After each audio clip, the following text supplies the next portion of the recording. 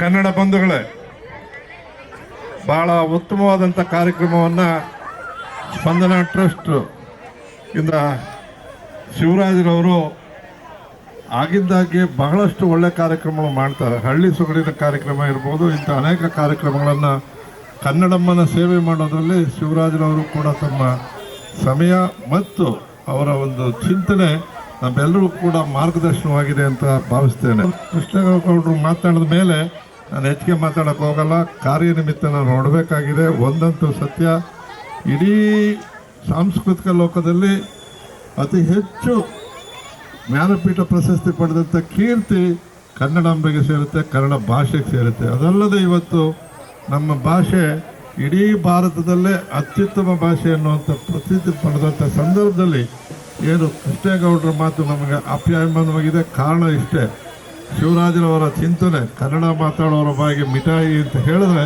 ಅದು ಕನ್ನಡ ಮಾತಾಡಲಿ ಅಂತಕ್ಕಂಥ ಒಂದು ಉತ್ತೇಜನ ಕೊಡುವಂಥ ಪರಿಸ್ಥಿತಿಯಲ್ಲಿ ಇದ್ದೇವೆ. ಇನ್ನು ಮುಂದೆ ಆದರೂ ಕೂಡ ಕನಿಷ್ಠ ಕೃಷ್ಣೇಗೌಡರ ಮಾತನ್ನು ನಾವೆಲ್ಲ ಒಪ್ಪಿ ಕನ್ನಡದಲ್ಲಿ ನಾವು ಇನ್ನೊಂದು ತಪ್ಪು ಮಾಡ್ತೀವಿ. ಬೇರೆ ರಾಜ್ಯದವ್ರು ಯಾರಾದರೂ ಬಂದಬ್ಬರು ಮಾತಾಡ್ಸಿದ್ರೆ ಅವ್ರ ಭಾಷೆಯಲ್ಲಿ ನಾವು ಮಾತಾಡೋಕ್ಕೆ ಹೋಗ್ತೀವಿ. ಅದು ಮೊದಲನೇ ತಪ್ಪು.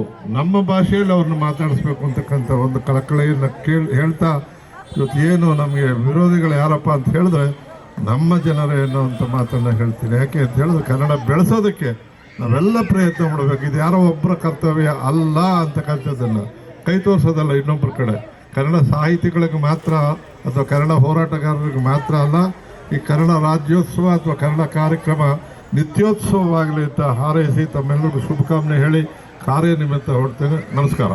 ಧನ್ಯವಾದಗಳನ್ನು ಅರ್ಪಣೆ ಮಾಡ್ತಾ ಇದು ನಿಮಗೆ ಗೌರವ ಸಮರ್ಪಣೆ ಶಿವರಾಜ್ ರವರಿಗೆ.